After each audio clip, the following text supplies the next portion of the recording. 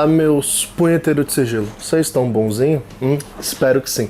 Gente, no vídeo de hoje nós vamos falar novamente aqui, como vocês já sabem, dos causos dos inscritos. Isso mesmo, os causos que vocês mandam para eu ler aqui no canal e reagir e todo esse rolê, né? Antes de mais nada, estamos começando o mês de março. Seja bem-vindo e que traga boas notícias, porque fevereiro, né? Como vimos por aí, não foi um mês tão auspicioso assim. Bom, esperamos que em março as coisas melhorem. Apesar de que a tendência, né, pela lei de Murphy é só ladeira abaixo. Mas enfim, gente, o que eu vou falar pra vocês? Algumas novidades que eu trouxe pra esse mês de março, que pode gerar algumas polêmicas no meio ocultista. Sim. Então eu decidi trazer para o canal, de forma aberta para quem quiser participar, a missa enoquiana.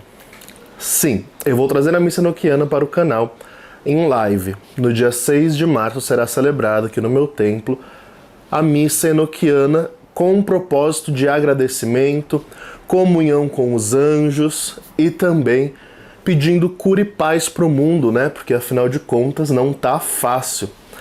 Quem quiser participar é só ligar no canal.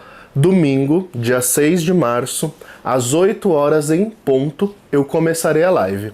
Lembrando que é uma missa enoquiana, não é um ritual de evocação. Não vou evocar os anjos, apesar de recitar as chamadas em enoquiano e tudo mais. Pensa numa missa católica, só que com os seres enoquianos, né? O foco aqui, o personagem central da narrativa da missa enoquiana são os anjos enoquianos e não Jesus Cristo, né, como na Igreja Católica. Fora isso, é tudo igual. Então por que eu tô avisando? Porque as pessoas vão vir com uma expectativa de que, nossa, vão ver e acontecer uma evocação ao vivo. E não é isso que eu quero transmitir.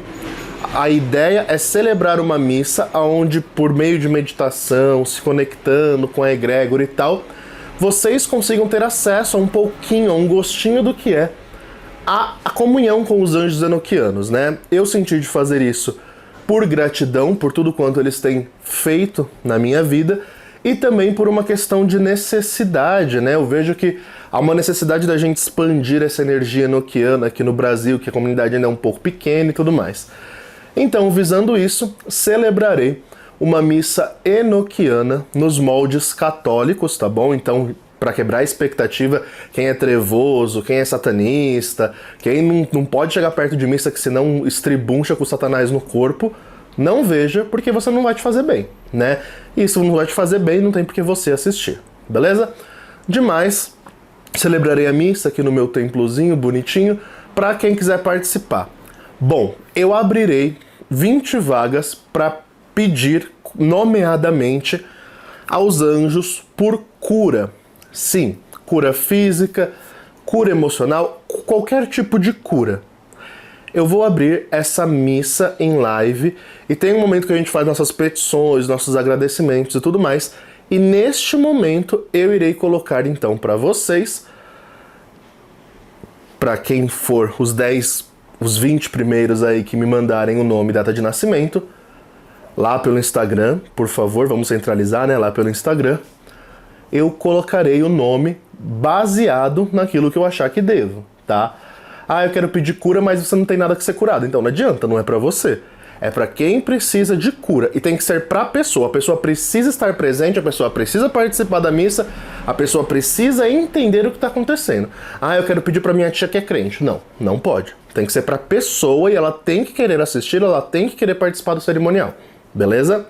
Tô dando esse recado logo no começo, antes de começar a ler os causos dos inscritos, só para deixar claro como vai ser a dinâmica desta live deste dia, beleza? Então, próximo domingo aí, dia 6 de março, vamos começar a 1000 por hora. Outra coisa, mês virou, rito coletivo novo, né?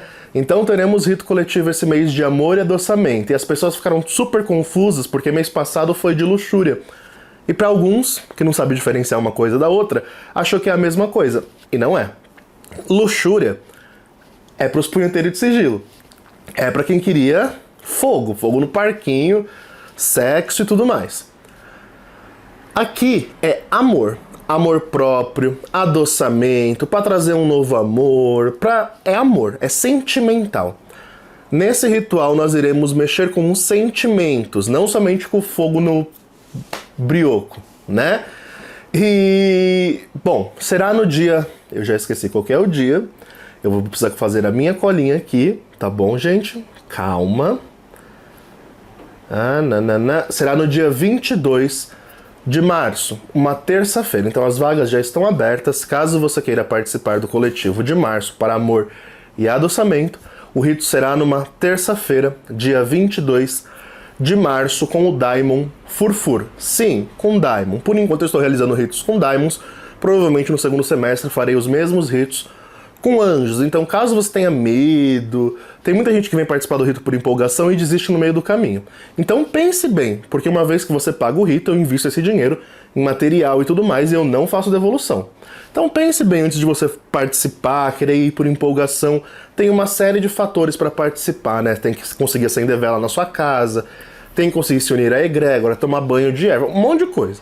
Se você é impossibilitado de fazer tudo isso, não vem pro coletivo. Aí compensa você pagar um ritual individual, onde você não tem que fazer nada, só me dá seu nome, data de nascimento e a intenção, né? E aí é outro procedimento. Bom, então, 22 de março, rito coletivo, dia 6 de março, domingo agora, missa enoquiana celebrada no canal.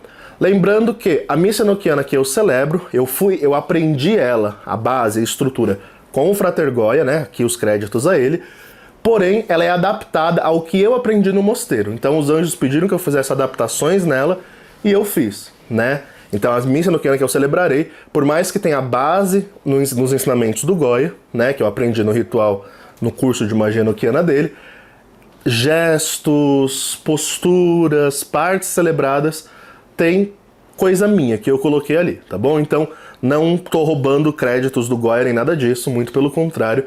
Meu mestre querido, que fica aqui a minha admiração e o meu respeito, né?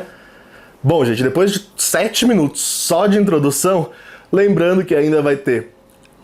Ainda dá tempo de você participar da mentoria, né, iniciada na magia. Nós iniciaremos agora, na primeira quinzena de março, a primeira aula, né? E a data limite para fazer inscrição, para entrar para a turma nova da mentoria, é até o dia 10. Então, até dia 10 de março, você ainda pode entrar em contato comigo para se inscrever para a mentoria. Caso seja do seu interesse aprender magia do zero. Não é chamar anjo, não é chamar capeta, é magia. E magia não é chamar anjo e capeta, beleza? Bom, dito isso, vamos finalmente aos causos. Caso você queira escrever o seu causo para eu poder reagir e ler com vocês tudo aqui no canal, escreva para causos.mongeamago@gmail.com. Repetindo, causos.mongeamago@gmail.com. Escreve para o quadro ter anos e anos de duração aí, gente. Peça um pouco de paciência quando você for escrever, porque eu estou lendo casos do final de janeiro ainda e já estamos no começo de março. Então, assim, tem uma janela, um gap aí, para eu conseguir trazer o seu caso e lê-lo aqui no canal, beleza? Mas escreve, porque é melhor garantir que vai ser lido um dia do que ficar sempre esperando, não é mesmo? Bom, gente, então vamos lá.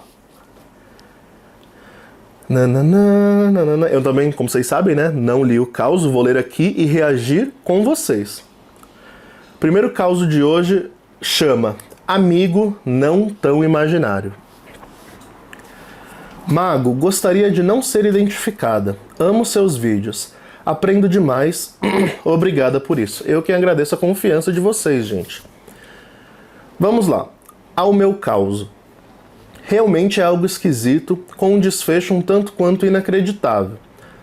Trata-se de um caos de criança que via espíritos. Eu também. Quando eu era bem pequena, tinha um amigo imaginário chamado Ted. Minha família achava um pouco estranho, mas não se incomodava tanto com isso.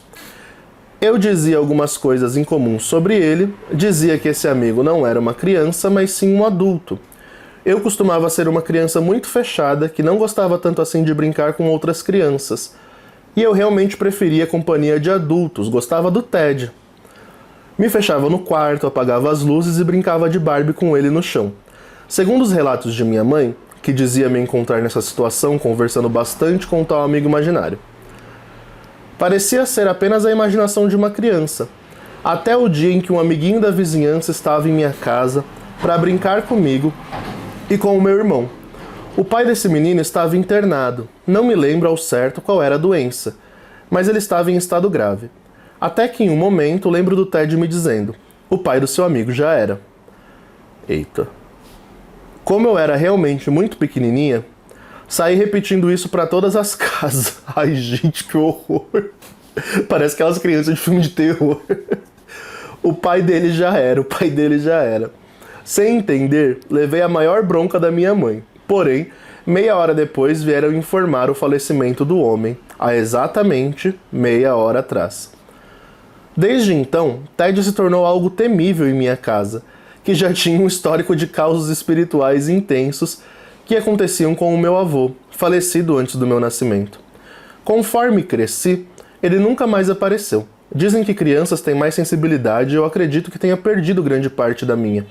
Tenho flashes de lembranças daquele ser que de uma forma esquisita eu adorava. Lembro de uma cor azulada, de um homem engatinhando e de ter a sensação de um amigo. Só que o mais esquisito é que anos depois, quando eu já era grandinha, estava assistindo televisão com a minha mãe e estávamos vendo um desses programas dominicais e começaram a exibir um quadro de terror, falando sobre causos sobrenaturais, com fotos e tudo. Eu adorava o assunto, então prestei atenção. Quando me deparo com o caso de uma criança que tinha um amigo imaginário chamado Ted e dizia que ele não... Ah, fiquei tudo arrepiado. E dizia que ele não era criança e sim adulto. E o mais chocante foi ver a foto desse relato com o espectro captado. Apesar de sempre gostar do tema, eu era um pouco cética com a questão de espíritos em fotos. Mas eu vi, e era ele. Vi novamente aquela imagem de homem envolto por uma luz azulada e engatinhando, exatamente como fazia comigo. O que era aquela entidade? Guardei essa foto por anos e sempre me questionei. Quem ou o que era o Ted? Eita. Bom, o Ted era um espírito, disso a gente tem certeza, né? Agora, qual é a classe, o que ele fazia e o porquê que ele se aproxima de crianças, não sabemos. O que eu sei, baseado em estudos que eu fiz, em livros que eu li, por aí vai, é que é muito comum crianças médiums, né, que já nasceram com uma mediunidade mais aflorada, terem contatos com espíritos, né? Comigo eu não tive nenhum amigo imaginário, mas desde pequeno eu vi espíritos. A primeira lembrança que eu tenho, inclusive, é com a minha avó, quando ela faleceu e tudo mais. E a gente sofre só um diabo, né? É por isso que muitos vão perdendo a sensibilidade, porque começam a não desejar, começam a inconscientemente reprimir aquilo. Por quê? Porque você começa a tomar bronca, como no caso dela, né? Ela começou a tomar bronca dos pais porque não entendia, não tem maturidade para entender o que o espírito tá falando, né? Ou então acho que todo mundo tem aquilo. Pra mim, por exemplo, quando eu via espírito, eu achava que todo mundo podia ver. E por mais que eu entendesse que não era um ser humano de carne, encarnado como o outro, porque eu via eles meio transparente assim, transparente entre aspas, é como se fosse um reflexo assim. E eu achava que todo mundo conseguia ver aquilo. E quando eu falava para as pessoas e ninguém via nada, eu era tido como louco, como retardado, como que ele precisava ser internado, nanana, e por aí vai. Então assim, a gente sofria demais. Então a gente acaba meio que reprimindo. Fora que muitos pais, por não saberem lidar com a questão, também acabam levando para fazer fechamento de corpo, para fazer um monte de procedimentos dentro de terreiros ou centro espírita, ou igreja, ou qualquer coisa assim, que bloqueiam a mediunidade da pessoa, né? Então, é muito difícil lidar com toda essa questão. Segundo o que eu estudei também, quando a gente vai crescendo, a gente perde essa sensibilidade propositalmente, que é pra gente conseguir viver a nossa vida, né? E aí a gente vai vivendo a nossa vida carnal, e quando a gente amadurece, essas questões voltam a aflorar na gente. Em alguns casos, em outros que foi feito procedimentos místicos, mágicos, energéticos, aí já não, né? Aí a pessoa vai ter que lutar pra desfazer o que foi feito, é todo um rolê. Porque aí bloqueia a mediunidade dela, né? Mas enfim, o que a gente tem que entender é que esse caso, ele é bem comum, apesar de parecer assustador, né? Porque, imagina, o espírito veio e falou para uma criança, né, que o pai ia morrer. E é bem comum esse tipo de experiência com espíritos, né? De premonição, de avisar a morte, por aí vai, né? eu lembro muito de um amigo meu, o Guilherme, que ele morreu muito novo. A gente tinha 13 anos, a gente tinha a mesma idade, a gente tinha uns 13 anos. E quando ele veio, né, a falecer e tudo mais, no dia, na hora, no momento que aconteceu, eu tava estudando, tava na escola, e eu vi ele passando no corredor, o espectro dele passando no corredor. E eu olhei aquilo e eu falei, achei estranho, só que com 13 anos eu já entendia que eu tava vendo coisa, que ninguém mais podia ver e tal. E aí eu saí da aula correndo atrás dele, porque eu vi ele como um espírito, eu achei aquilo estranho. E aí eu fui correndo atrás dele num corredor, e ele tava meio que chorando, como se ele não quisesse, né, ter partido. E aí ele só fez um tchau, sabe? E sumiu na luz no final do corredor da escola. E aí minha mãe foi me buscar, né, mais cedo, porque ele era meu melhor amigo na época, e me deu a notícia. E eu já sabia, só que quando a gente recebe a notícia é aquele baque, né? Então, assim, é muito forte e muito difícil lidar com essas questões, até mesmo de explicar. Como que a gente vai entender quem que é o Ted? Qualquer espírito pode se fantasiar com essa máscara de Ted, é o que nós chamamos de falange, né? É o que acontece no terreiro. Vem um Exu tranca-rua. Como que vem 30 mil Exu tranca-rua ao mesmo tempo? Porque tem 1 milhão de terreiro acontecendo giro ao mesmo tempo no mundo, né? Como que vem tanto Exu, tanta entidade? É falange, né? Esse é o nome da falange. O nome da casca é Exu fulano, mas os espíritos que estão ali atrás a gente não sabe quem é, né? E dessa mesma forma eu acredito que seja com esse Ted, porque relatos de amigo imaginário de crianças com esse mesmo nome é bem comum, sendo que são espíritos, né? É bem comum. Então provavelmente esse Ted seja uma falange que se disfarça de criança, né? E que os espíritos se comunicam aí a partir disso. Provavelmente, tá? É a explicação espiritual mais razoável que eu tenho para tentar identificar esse mistério aí. É que seja um falangeiro, tá? Bom, gente, pesado, né? Ai, gente, só quem foi criança esquisita sabe o quão difícil é lidar com isso. Mas enfim, vamos lá para o segundo caso. Esse aqui tá escrito só sem assunto, não colocou título nem nada. Olá, mago, tudo bem? Neste caso específico, não quero meu nome exposto. Tranquilidade. Conheci o seu canal recentemente, há menos de um mês. Isso foi em 22 de janeiro, então já faz mais de um mês. Tenho um longo contato com a magia. Já nasci com um pé do lado de lá, talvez? KKKKKKKK. Tenho 19 anos e o caso que venho contar, eu tinha uns 6 anos de idade. Outra criança problemática. Desde ainda menor, eu já era uma criança lunática que não me conectava com as outras crianças. E literalmente assustava os adultos com falas do tipo: eu gosto muito da lua, sinto que ela me está chamando. KKKKK. Com 6 anos de idade, peguei umas letrinhas de borracha vermelha. Fiz um círculo no chão e no centro escrevi palavras como terror. Amada. Apaguei as luzes e coloquei uma formiga morta no meio do círculo dizendo que ofertava a sua vida para as forças da escuridão. Hein? O ambiente ficou pesado, surgiu do nada uma corrente de ar gelada e todas as luzes desse apartamento em específico apagaram e não ligavam por nada. Claro que saí correndo e pedi colo para minha mãe. KKKKKK.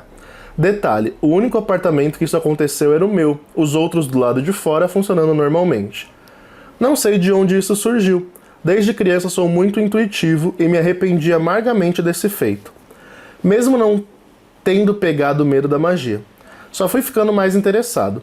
Entre outras diversas experiências, entre parênteses, eu era aquela criança bruxa que brincava de poções, kkkkkk. Eu estudei e me norteei. Hoje em dia, com seriedade, sou wicano e praticante da magia do caos. Tenho tantas práticas diferentes no foco de aquisição de conhecimento que me considero simplesmente um magista. Também tenho algum interesse pelas artes invocatórias, mas meu repúdio pelo cristianismo não permite. Simpatizo com você no jeito cotidiano de ver a magia. Também tenho esse viés. Guardo extremo respeito pela deusa Hecate também. Abraços. Abraços, querido. Mais uma criança problemática aqui. Hoje os causos deviam se chamar o título dos causos de hoje dos escritos devia se chamar Crianças Problemáticas e as Coisas Bizarras que Elas Projetam, né? Bom, eu não posso falar que isso é mentira, porque eu também, quando era muito novinho, já fazia essas estripulias que nem ele, né? Claro, eu não cheguei a fazer círculo com X vermelho, não, isso não. Mas por eu já ver coisa, ouvir coisa e tudo isso, pra mim sempre foi normal esse tipo de relação, né? Por isso que quando eu aprendi a ler lendo Harry Potter e depois já fui pegando revistinha de Wicca, fazendo beabá, aprendendo a ler coisa esotérica, já desde muito novo. E aí é aquilo, né? É muito difícil a gente especular se em vida passada, supondo que vida passada exista, né? Que nós fomos magos e bruxas em outras eras. Mas o que dizem por aí é que isso é verdade, né? Que se a gente nasceu com mediunidade já muito aflorada desde pequeno, é porque na vida passada a gente também já tinha isso e tá indo nesse caminho de vida em vida. Não sei se isso é muito bom, se isso não é muito bom, mas é o que temos pra hoje, né?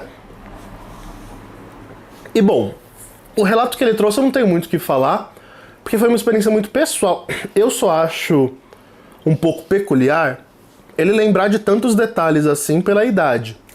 Mas também não posso negar que não é nada de admirável, porque com 5 para 6 anos em diante, geralmente é a média com que as pessoas conseguem se lembrar as suas primeiras memórias que ficam firmes na mente, geralmente vem dessa idade. Antes disso a gente meio que fica pro inconsciente, sabe? Fica registrado no inconsciente, a gente não consegue trazer pra consciência. Mas ele trouxe bastante detalhes, né? E é isso, eu tenho pena dos seus pais, né? Porque imagina ter uma criança dessa em casa, gente. Deus a defenda. Bom, a próxima... Eita! Esse aqui veio que veio, hein? Primeiros resultados com M. Provavelmente deve ser do rito coletivo, mas vamos ver, né? Posso estar errado. Saudações, monge. Lhe peço em primeiro lugar que não divulgue o meu nome ou cidade. Tá tranquilo, tá tudo no sigilo, tudo no esquema, querido. Podendo me chamar de apenas de inscrito. Por questões éticas, vou omitir os lugares e nomes. Desde já, agradeço a sua compreensão. Minha experiência com M após o rito coletivo do canal de Monge Mago / M e os Tesouros Escondidos. Eu amei o título. M e os Tesouros Escondidos. Em primeiro lugar, nem precisa falar o quanto seu trabalho é sério e preciso, pois o resultado aqui narrado por mim fala por si só. Gratidão, como eu costumo dizer brincando nos stories, macumbamos bem pra macumbarmos sempre. Tudo começou na quinta-feira, pós-ritual. Fui até uma repartição pública junto com a minha sócia e nossa cliente para dar entrada em um pedido de pensão por morte. Ao chegar lá, vimos que a cliente havia esquecido um documento. Desta forma, o servidor público que nos atendeu nos orientou com uma outra lista de documentos e pediu que, ao juntarmos toda a documentação, fizéssemos um novo agendamento para aí sim darmos entrada no pedido do benefício. Como dependíamos do protocolo desta entrada para irmos às vias judiciais, tivemos de voltar para reorganizar tudo. Não é um caso fácil, aliás, não era, até agora. Antes da atuação de M, eu temia pelo indeferimento do pedido. Continuando. Pois bem, pegamos a lista, orientamos a cliente a buscar o documento faltante, nos despedimos da mesma e eu e minha sócia fomos resolver outras questões. No fim da noite, eu já estava em casa quando de repente vejo que chegaram algumas mensagens da nossa cliente. Era a mesma avisando que, além do documento que ela não havia levado, também encontrou uma prova a mais do que Também encontrou uma prova a mais que definitiva do seu direito. Na hora, lembrei de um dos meus pedidos que havia feito durante o ritual e que o mesmo havia sido atendido, pois estávamos neste caso há mais de 7 meses e a cliente nunca havia mencionado tal documento, pois a mesma não sabia que o falecido havia deixado tal prova. Agora, diante desta descoberta, as chances da cliente mais que dobraram, e muitos dos entraves pesados foram retirados deste caso, devido à descoberta desta prova. Diante de tal relato, não há como negar que, só mesmo algo muito poderoso estando envolvido para mudar por completo a realidade de uma pessoa, grupo ou situação, como neste caso específico, e foi assim graças à atuação do presidente M. Fiquei impressionado e agradecido a M pela rapidez com a qual vem atendendo os meus pedidos. Também quero agradecer a você, Mago, pela solicitude, carinho e serenidade com a qual nos trata, nos respondendo sempre que temos alguma dúvida, com atenção e seriedade. Que seu profissionalismo lhe leve a lugares inimagináveis, seja abençoado e próspero, que assim seja todos nós, meu querido. Então esse ritual com M foi em janeiro, né? Já estamos em março, e até agora os resultados estão fluindo aí, né? O povo menospreza rituais coletivos porque não entendem o poder da egrégora, né? E olha, eu tenho tido tanto resultado positivo nos rituais coletivos que tá dando gosto de fazê-los a cada mês, cada vez mais elaborado, cada vez mais detalhado, cada vez com coisas novas, né? Porque quando a gente vê resultados concretos na vida dos nossos consulentes, dos nossos clientes, que eu carinhosamente chamo de filhos espirituais, motiva, né? O que me motiva a continuar com isso, com esse trabalho, com tudo que a gente está fazendo aqui no canal, é ver os resultados que você escolhe dos ensinamentos que a gente passa, ainda que a minha ideia de canal não é passar ensinamentos, mas vocês acabam aprendendo alguma coisa, eu também, né? Os coletivos, as consultas com cartas, as consultas com bola de cristal, que sempre é surpreendente demais pra mim, sobretudo, né? Porque faz o meu lado cético cair por terra todas as vezes e assim, eu não quero fazer uma autopromoção minha, a ideia não é essa. É que como ele escreveu me elogiando, e eu agradeço de coração pela confiança, eu tinha que trazer. O caso dele é mas vários relatos me chegaram dos participantes do rito de M, né? Pessoa que estava com situação travada na justiça, que destravou, casos semelhantes ao dele, né? Que ele aparentemente é advogado, alguma coisa de promotor de justiça, alguma coisa assim, que trabalha nessa área e estava com cliente pendente. Se o cliente consegue o que quer, ele também consegue ganhar uma parte de dinheiro nisso. E mais de 3 que me procuraram nessa situação conseguiram o que queriam. Então assim, o coletivo ele funciona, né? Ele funciona de verdade, é bem punk o que rola no coletivo, né? Bem intenso, assim. E esse coletivo de M, assim, foi surpreendente. Primeiro porque M, ele se manifestou de uma forma que não é comum, ele estava empolgado, ele estava com uma energia, assim, fascinante nesse ritual, né? Eu, infelizmente, na minha capacidade mediúnica é uma bosta, então tudo que eu vejo e o Daimon fala pra mim eu esqueço em seguida, então eu não lembro caso a caso, não lembro o que foi falado, não lembro praticamente nada. O que eu consigo lembrar do rito, né, é o contato, então a forma como ele se manifestou, a forma como ele estava empolgado, ele nem queria ir embora, né, no ritual depois que deu licença de partir. De tão empolgado que ele tava com aquele monte de energia que a gente juntou ali pra ele. E bom, gente, é isso. Foi um ritual maravilhoso, né? Não tem muito o que falar. Os resultados falam por si só. Eu tenho incentivado as pessoas, né, que participaram de coletivo ou que fizeram um ritual comigo e funcionou e tal. Se quiserem compartilhar aqui, vai ajudar o canal, a minha credibilidade. Eu agradeço, né? Porque é um feedback que vocês trazem pra mim.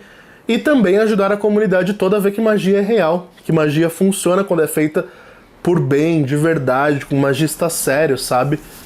E é isso, gente. Então, esse último caos aqui de hoje foi surpreendente pra mim pela rapidez com que aconteceu, né?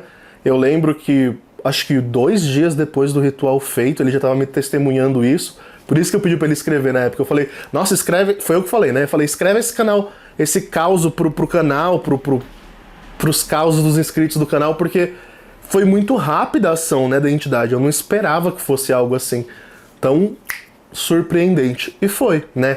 Claro, tem causos e causos. Tem gente que foi atendida no primeiro dia do ritual, em seguida que aconteceu o ritual, no dia seguinte do ritual, na primeira semana do ritual, e tem gente que ainda não foi atendida. O ritual vai se estender por 6 meses, essa energia. Então, assim, Tem coisas que levam mais tempo, tem coisas que não. Depende das vias de manifestação, dos bloqueios ou não energéticos, de um monte de coisa. Mas é interessante analisar como essa energia dinâmica funciona, né? Para cada pessoa, para cada situação. Eu fico analisando muito isso, a cada coletivo. Pessoas que trazem resultados, pessoas que falam, olha, comigo não aconteceu nada, pessoas que falam, olha, comigo está acontecendo ainda, mas ainda não chegou lá, porque eu vejo as nuances de como essa energia está chegando em cada situação. E eu anoto tudo isso pro meu estudo particular, obviamente. E bom, gente, é isso. Então, 6 de março temos live de missa enoquiana. Lembrando, repetindo, se você precisar colocar um nome seu para cura ou de alguém que acompanha o canal ou que entende de magia e quer participar, pode me chamar no privado, são 20 vagas apenas, tá? Não vou abrir mais do que isso e vai ser passado algumas instruções para vocês, tá bom? Também teremos o coletivo, agora de março, para amor e adoçamento, todo tipo de amor, amor próprio, amor de amizade, amor, né? Teremos aí também no dia 22, que eu falei? Isso, na terça-feira, acho que é dia 22. E vai ser com o Daimon Furfur, tá bom? Também chame no privado, esse sim vai ter um valor de participação, porque é o coletivo do mês, né? E vai ser com o propósito de amor, de intensificar essa energia de amor. Bom, o que mais? Tá precisando de uma leitura de carta, de uma consulta de tarô, de scrying, de tudo mais? Chama que a gente faz acontecer, beleza? Tinha mais algum recado para dar? Sim, mentoria tá aí, curso de scrying tá aí, caso você queira aprender evidência na bola de cristal, curso de tarô tá saindo do forno, já estou nas últimas gravações, prometo a vocês, vai ser um curso completíssimo, por isso que ele tá demorando muito de sair, né? Vai ser um curso bem completo, bem extenso.